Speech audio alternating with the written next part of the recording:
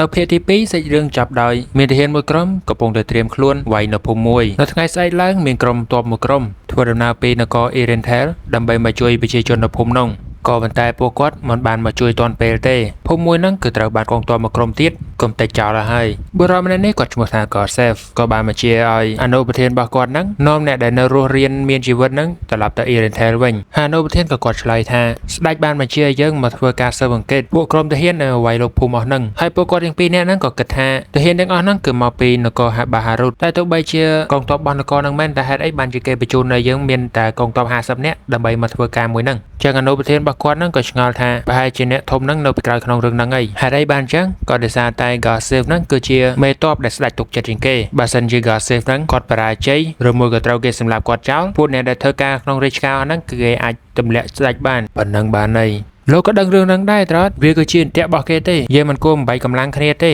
ពួកយើងគួរតែត្រឡប់ទៅ Irentel វិញទាំងអស់គ្នាតែម្ដងទោះបីជាយើងលះបង់ប្រជាជនប្រមាណអ្នកទៀតក៏វាល្អជាងលះបង់អ្នកដែលពូកែដៅជាងគេក្នុងមហានគរហ្នឹងដែរខ្ញុំមានដើមកំណើតជាមនុស្សសាមញ្ញម្នាក់រស់នៅក្នុងភូមិដោយតែរស់នៅចិត្តសេចក្តីស្លាប់អញ្ចឹងវាមិនមែនជារឿងចម្លែកទេសម្រាប់សត្វបិសាចមកវាយពួកយើងហ្នឹងហើយចុះឯងធ្លាប់មានសង្ឃឹមទេថាពួកអ្នករាជការធំឬមួយក៏ពួកអ្នកផ្សងព្រេងមកជួយយើងបាទនិយាយថាខ្ញុំមិនដែលសង្ឃឹមហ្នឹងគឺស្មើនឹងខ្ញុំកុហកអីក៏ប៉ុន្តែគ្មានណាគេមកជួយទេអញ្ចឹងឲ្យពួកយើងគឺជាអ្នកចេញទៅជួយគេអញ្ចឹងឲ្យពួកយើងបង្ហាញមនុស្សទាំងអស់នោះថានៅមានពួកយើងដែលនៅការពារពួកគេឲ្យគេដឹងថាពួកអ្នកខ្លាំងគឺនៅតែការពារពួកអ្នកដែលទន់ខ្សោយខ្ញុំប្រាប់អ្នកគ្នាហើយអ្នកនរគ្នាឃើញកន្លែងខ្លះ zoom in zoom out ហ្នឹងគឺដោយសារតែខ្ញុំអត់ចង់កាត់ copyright ទេអញ្ចឹងមានតែ zoom in zoom out ហ្នឹងឯងដើម្បីកុំឲ្យគេជាប់ copyright យើងក៏លេចមកមើល Nasrik វិញមក manga គាត់កំពុងតែឆែកមើលកញ្ចក់វេទមន្តរបស់គាត់កញ្ចក់មួយហ្នឹងគឺដើរតួនាទីដោយកាមេរ៉ាកែរណបអញ្ចឹងចង់ឆ្លោះមើលកន្លែងណាក៏ឃើញដែរមក manga យើងគឺគាត់ចេះប្រើទេគាត់កំពុងតែរកវិធីប្រើវាដល់តែពេលគាត់រកវិធីប្រើឃើញហើយសាយបាគាត់ក៏ទះដៃអបអរសាទរទៅបន្ទាប់មកគាត់ក៏ចេះឆែកមើលទៅដល់ពេលឆែកហើយឃើញភូមិមួយគាត់ឃើញមានភាពញ៉ៃហ្នឹងគាត់ក៏ស្មានថាគេកំពុងតែធ្វើបុណ្យពិធីបុណ្យអីគេមែនសាយបាគាត់ក៏បានមកមើលគាត់ក៏ថាមែនទេអ្នកភូមិទាំងអស់នោះកំពុងតែត្រូវតែហ៊ានវាយលុកហើយមក manga គាត់ថាពួកនេះមើលទៅមិនមែនដូចជាចោលអីទេមើលគេសម្រាប់គ្នាបានមកសទោសគាត់ក៏នឹកឃើញខ្លួនឯងដែរចេះចុះមើលកាលឯងនៅមនុស្សបើឃើញរឿងចឹងកាត់ឡើងគាត់មានអារម្មណ៍ថាចង់ស្លាប់បាត់ហើយតែពេលគាត់នៅក្នុងខ្លួនប្រាណនេះគាត់មានអារម្មណ៍អីចឹងបន្ទាប់មកសាយបាគាត់ក៏បានសួរថាតែយើងគួរធ្វើយ៉ាងម៉េចមក manga គាត់ក៏ថាបល័យពួកគេចោលទៅយើងគ្មានមូលហេតុឬក៏បានស្អីមកវិញនៅពេលដែលជួយពួកគេទេបន្ទាប់មកគាត់ក៏លេចទៅមើល Cyber ហើយក៏ឃើញមិត្តភក្តិរបស់គាត់ដែលថាឈ្មោះ Touchme បន្ទាប់មកគាត់ក៏នឹកឃើញទៅដល់ការគាត់អត់ទាន់ស្គាល់គ្នាកាលហ្នឹងគាត់លេងហ្គេមហើយគាត់ទៅចូលមកលេងហើយ player អស់ហ្នឹងគេកំពុងតែធ្វើបាបគាត់ហើយបន្ទាប់មក Touchme គាត់ក៏បានមកជួយមក manga គាត់ក៏បានសួរថាអីបានជួយគាត់ហើយ Touchme គាត់ក៏ឆ្លើយថាជួយមនុស្សដែលមានទុក្ខគឺជារឿងធម្មតាហើយ Cyber ហ្នឹងគឺជាកូនចៅរបស់ Touchme ហ្នឹងឯង Touchme គាត់គឺជាអ្នកបង្កើត Cyber ហ្នឹងមកចឹងហើយគាត់មានចិត្តចង់ជួយគេដោយតែម្ចាស់របស់គាត់ចឹងឯងមក manga គាត់ក៏ប្រាប់ Cyber ថាគាត់នឹងទៅភូមិមួយហ្នឹងចឹងហើយរិចបតឹងការការពារនៅ Nasrik ផងហើយប្រាប់ Albedo ឲ្យចូលរួមមួយខ្ញុំផងពាក់អាវក្រោះអីល្អផងបន្ទាប់មករៀបចំកងទ័ពពី3នាក់ដែលស្ទាត់ចំណេញខាងបំបាំងកាយដើម្បីឲ្យទៅជួយផងក៏លេចមកមើលបងប្អូនស្រី2នាក់នេះវិញគាត់កំពុងតែចិត្តងាប់ហើយក៏ដោយសារតែទាហានកំពុងតែតាមវាយគាត់なんだ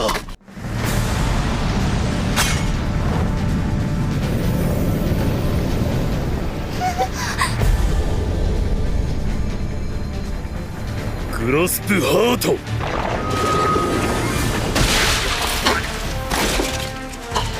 មក manga យើងគាត់គិតថាមិញបើសិនជាច្បាច់បេះដូងគេអត់ងាប់ទេគាត់ប្រហែលជាដាក់ផាយរត់ទៅវិញបាត់ហើយព្រោះឯ skill មួយហ្នឹងគឺជា skill favorite របស់គាត់ហើយ skill មួយហ្នឹងក៏ជាកំពូលទី9ដែរបើសិនជាប្រើកើតនៅលើមនុស្សធម្មតាទេអញ្ចឹងដឹងតែចប់បាត់ហើយចឹងគាត់ថាទោះបីជាគាត់សម្លាប់មនុស្សក៏គាត់នៅតែអត់មានអារម្មណ៍អីដែរអញ្ចឹងទាំងផ្លូវកាយទាំងផ្លូវចិត្តរបស់គាត់ហ្នឹងគឺលែងជាមនុស្សទៀតហើយបន្ទាប់មកគាត់ក៏សម្លាប់ទាហានម្នាក់ហ្នឹងទៅហើយទៅហើយគាត់ក៏ថាអត់ម៉េះវិញគ្រាន់តែចិត្តរសិលកម្រិតទី5សោះងាប់ដែរបន្ទាប់មកគាត់ក៏ជួបទាហានដែលងាប់ហ្នឹងឲ្យខ្លាចតែជាកូនចៅរបស់គាត់ហើយគាត់ក៏ភ្ញាក់ផ្អើលដែរដោយសារតែគាត់ប្រើនៅក្នុងហ្គេមហ្នឹងគឺវាអត់ចឹងទេដល់ពេលប្រើមែនតើហ្នឹងវាមើលទៅក៏ក្រិចពេកហើយឡើងអាក្រក់ពេកចឹងណាបន្ទាប់មកគាត់ក៏ប្រើឲ្យកូនចៅរបស់គាត់ហ្នឹងសម្រាប់ទាហានដែលពាក់អាវបែបហ្នឹងហើយអ្នកផ្សេងមិនបាច់ទេ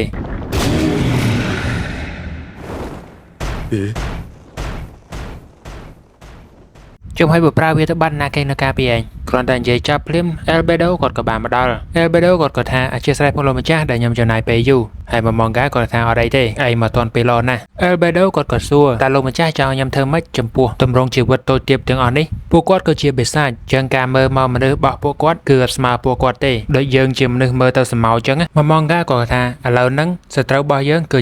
ាមនុស្សដែលពាក់អាវក្រោះទាំងអស់នោះបន្ទាប់មកម៉ងកាគាត់ថាឯងត្រូវលបោះហើយណែយកនេះទៅហើយពេលនេះហ្នឹងគាត់ទៅឃើញទឹកក្រហមហ្នឹងគាត់ថាចំទឹកឈាមហ្នឹងខាងបងស្រីហ្នឹងគាត់ថាខ្ញុំផឹកតែកុំឲ្យប្អូនខ្ញុំផឹកទៅបានហើយម៉ងកាគាត់ថាចំអត់មានជឿទុកចិត្តឯងខ្សោះហ្មងយ៉ាងម៉េចហ្នឹងAlbedo ឃើញចឹងហើយគាត់ក៏ខឹងគាត់ក៏លើកបថៅរកកាប់ទៅក៏តែម៉ងកាគាត់ហាមតន់ម៉ងកាគាត់ក៏យល់ប្រាប់អាហ្នឹងមិនមែនជាថ្នាំពុលអីទេវាជាថ្នាំដែលធ្វើឲ្យរបួសវិជាសាស្ត្រហើយពេលគាត់ផឹកហើយរបួសគាត់ក៏ជាសូម្បីតែអាវរបស់គាត់ហ្នឹងក៏ចិត្តមកវិញដែរសាហាវហ្មងម៉ងកាគាត់ក៏សួរទៅក្មេងស្រីពីហ្នឹងគាត់ថាមានស្គាល់អីជាយុទ្ធសាស្ត្រអត់ហើយពីហ្នឹងគាត់ថាស្គាល់ដោយសារតែមិត្តភក្តិរបស់គាត់ហ្នឹងគឺជាគ្រូពេទ្យហើយគាត់ក៏ចេះយុទ្ធសាស្ត្រដែរតោះមកគាត់ក៏ថាចឹងល្អហើយស្រួលបញ្យល់ខ្ញុំគឺជាអ្នកប្រាជ្ញយុទ្ធសាស្ត្របន្ទាប់មកម៉ងកាគាត់ក៏បានដាក់លបាំងការពារឲ្យពីហ្នឹងទៅហើយគាត់ថាដើម្បីសុវត្ថិភាពយកនេះទៅបើសិនជាមានគ្រោះថ្នាក់ផ្លុំវាទៅនឹងមានអ្នកការពារចេញមកហើយបន្ទាប់មកម៉ងកាគាត់ក៏ដើរចេញទៅហើយពីហ្នឹងគាត់ក៏សួរឈ្មោះថាលោកឈ្មោះអីហើយម៉ងកាក៏ប្រាប់ថាត្រូវចាំផ្សព្វផ្សាយឈ្មោះអស់ហ្នឹងទៅប្រាប់ទាំងអស់គ្នាផងគាត់ឈ្មោះថា Ainz Ol Gon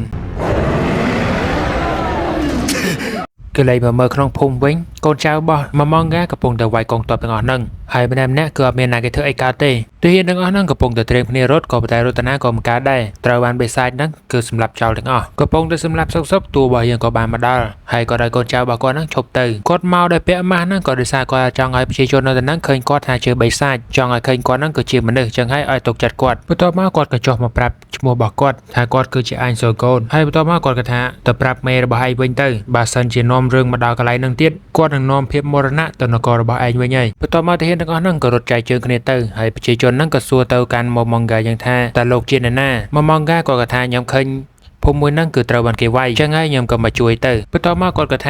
ាឥឡូវពួកឯងគឺផុតទុកហើយចឹងខ្ញុំក៏គ្មានអីធ្វើទៀតដែរហើយទៅគាត់ក៏មើលទៅកាន់ប្រជាជនគាត់ក៏កំពុងតែគិតណាដោយសារតែជួយ free មិនកាត់ហើយម៉ងកាគាត់ក៏គិតទៅគាត់ថាខ្ញុំមកជួយហ្នឹងក៏មិនមែនជួយឲ្យ free ដែរចឹងខ្ញុំចង់ឲ្យអ្នកឯងយកអីមកអរគុណខ្ញុំទៅបានប្រជាជនទាំងអស់ហ្នឹងគេសប្បាយចិត្តមកវិញម៉ងកាគាត់ថាគាត់ទារលុយពីប្រជាជនហ្នឹងក៏ដោយសារតែចង់ឲ្យប្រជាជនហ្នឹងគឺស្ងប់ចិត្តតែអ្វីដែលគាត់ចង់បានជាងគេហ្នឹងគឺព័ត៌មានពីកន្លែងហ្នឹងហើយក៏ពីពិភពលោកមួយហ្នឹងដែរចឹងយើងមករៀបរាប់ពីអ្វីដែលគាត់ដឹងលុយរបស់គាត់ដែលយកមកពីយ៉ាក់ត្រាសេលហ្នឹងគឺប្រើនៅទីនេះអត់កើតទេចឹងមានន័យថាគាត់ក្រលហាមហើយបន្ទាប់មកគាត់ក៏សួរពីទីតាំងនិងនគរផ្សេងទៀតដែលនៅជុំវិញហ្នឹងភូមិមួយនេះគឺឈ្មោះថា Khon ដែលនៅជិត Nazarick ជាងគេហើយភូមិ Khon និង Nazarick ហ្នឹងគឺនៅលើដីរបស់នគរ Irentel ហើយរំលងភ្នំមួយនោះទៅគឺជាទឹកដីរបស់នគរ Boharut ហើយនគរពីរហ្នឹងគឺអត់ត្រូវគ្នាទេតែតែឆ្លោះគ្នាធ្វើសង្គ្រាមនៅជិតព្រំដែនរហូតហើយនៅមាននគរមួយទៀតគឺជានគររបស់លទ្ធិប្រជាធិបតេយ្យ The Slain Theocracy ហើយបើតាមតែមើលពីឯកស្ថានកងទ័ពរបស់ទាំងអស់ហ្នឹងប្រជាជននៅហ្នឹងគឺគិតថាជាកងទ័ពរបស់ Boharut តែបើតាមម៉ងកាយ៉ាងគិតគាត់ថាប្រហែលជាខាង Slain Theocracy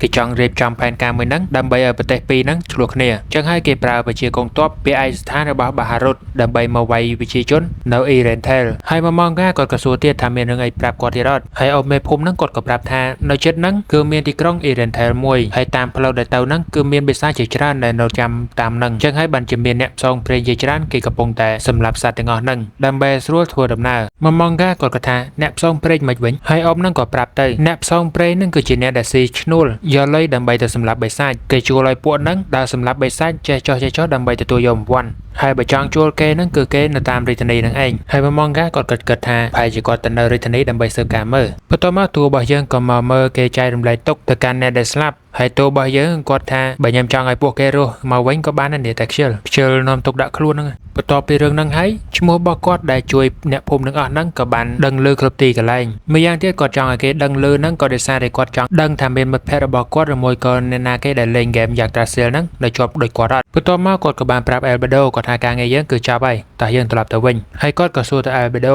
គាត់ថាស្អប់មនុស្សអត់មានគាត់ថាជាសត្វដែលទន់ខ្សោយហើយក៏ជាឋានៈថោកទាបដែរបន្ទាប់មកគាត់ក៏ប្រាប់ Albedo គាត់ឲ្យ Albedo ហ្នឹងធ្វើចិត្តល្អសម្រាប់ពួកគេគាត់អត់ទាន់ប្រាប់អីច្រើនទេគ្រាន់តែថ